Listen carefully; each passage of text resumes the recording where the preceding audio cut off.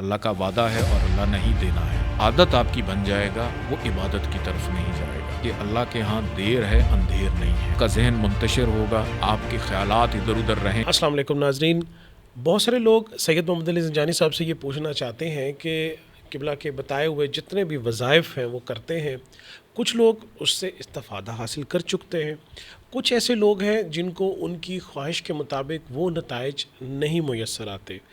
زنجانی صاحب، اس کی کوئی خاص وجہ ہے؟ کیا وظیفہ کرنے میں کوئی پرابلم ہے، یا باقاعدہ اس کے جو مدارج یا پروٹوکولز ہوتے ہیں اس کے مطابق نہیں کیا جاتا؟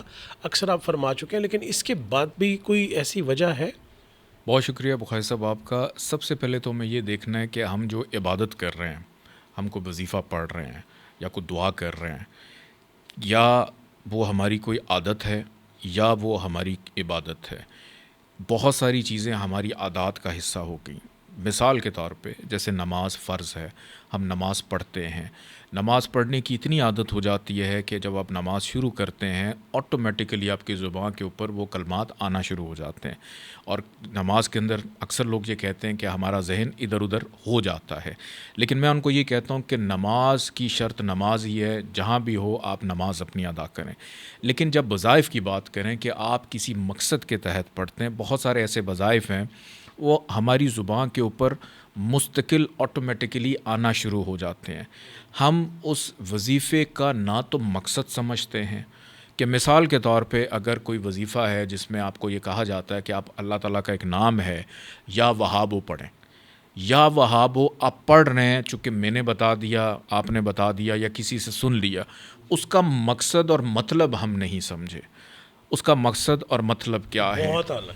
تو جب تک ہم اس وظیفے کا، چاہے وہ سورہ کوثر کا ہو، قرآن کی کسی اور آیت کا وظیفہ ہو، اللہ کے کسی اسم کا وظیفہ ہو، آپ جب تک اس وظیفے کو پہلے ترجمہ کر کے اپنی زبان کے اندر اپنے عقل و شعور کے مطابق آپ اس کو سمجھیں گے نہیں، آپ کو وہ وظیفہ جو ہے وہ عادت آپ کی بن جائے گا، وہ عبادت کی طرف نہیں جائے گا کہ آپ کا ذہن منتشر ہوگا، آپ کے خیالات ادھر ادھر رہیں ان کے گے۔ سمجھ کے، عقل سمجھ میں کے، رکھ کے، عبادت سمجھ کے وظیفہ کے۔ عبادت سمجھ کے جب آپ اس کو کریں گے، اور بہت سارے لوگ کرتے بھی ہیں۔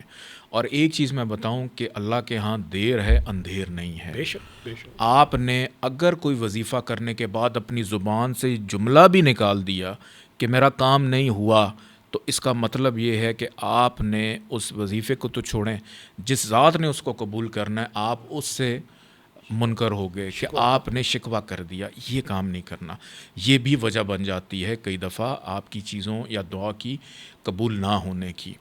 تو اللہ تعالیٰ سے ہمیشہ اچھے گمان میں رہنا چاہیے، اور یہ بھی دعا کرنی چاہیے کہ پروردگار جو تو نے عطا کرنا ہے، اللہ تعالیٰ سے ہمیشہ اچھے یقین میں رہنا چاہیے، اور ہمیشہ ایک دعا یہ کرنی چاہیے کہ اے پروردگار، یہ بہت بڑا سمجھ لیں وظیفہ آپ کو دے رہا ہوں میں، کہ اے پروردگار جو تو نے مجھے عطا کرنا ہے وہ عطا کر دے، اور جو نہیں عطا کرنا اس کا خیال اور تصور میرے ذہن سے نکال دے، واہ واہ واہ۔ تاکہ آپ ادھر ادھر نہ بھٹکیں۔